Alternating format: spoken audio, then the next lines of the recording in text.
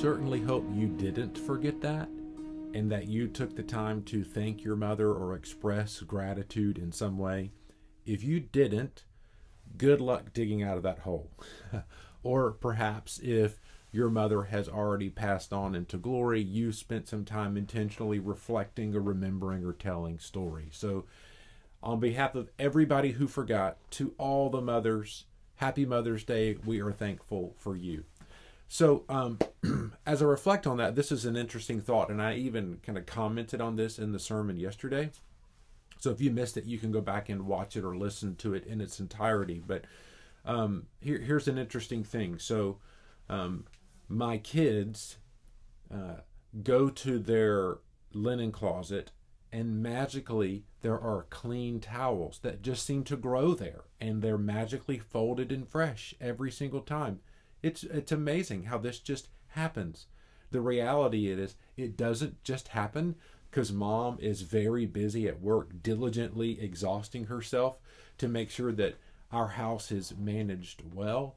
And she does that because that's what she feels her calling is, and that's the desire of how she wants to spend her time. So some of you may immediately jump to a lens of bias to say, why is that her job?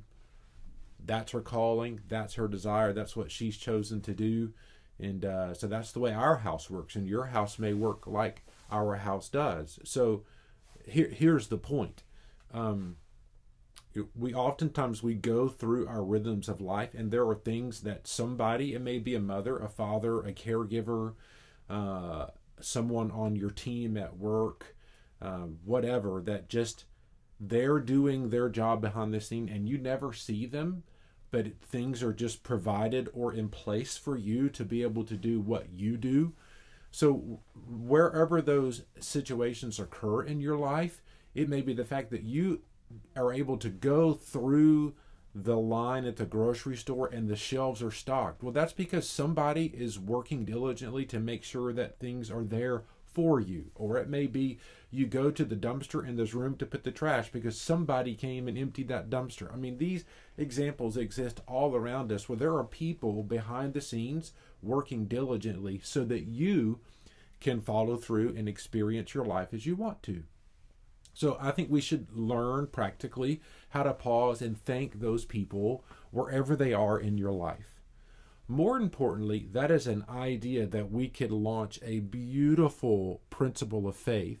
And in fact, we see this illuminated in Hebrews 4:14 through 16, which is the text that we spent our time looking at this past week, looking at really our God is a one-of-a-kind God. Our faith is a one-of-a-kind faith, especially when we compare it to the structures and the systems of other religions. And we see for us, we have a relationship with the God who is personal, who provides for us, and more importantly, is working behind the scenes, even when we can't see it. He is there constantly providing grace and mercy and provision for us.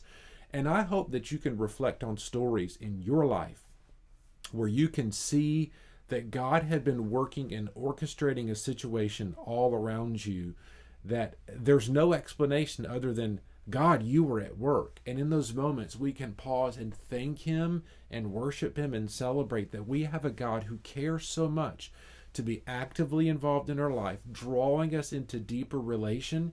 And I think those are moments that a lot of times, maybe out of pride or arrogance or just kind of some spiritual blindness, we can't see and give credit where credit is due. And I encourage you throughout this week, look for examples where God is working around you, even when you can't see it, preparing the way for you. He is at work.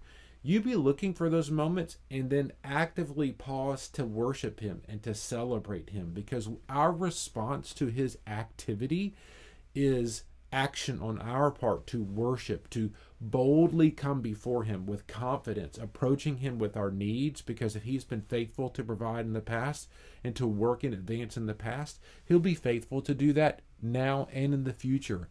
So you, as you walk throughout this day and this week, look intentionally for opportunities with eyes wide open. God, where are you at work? And thank Him in advance for that.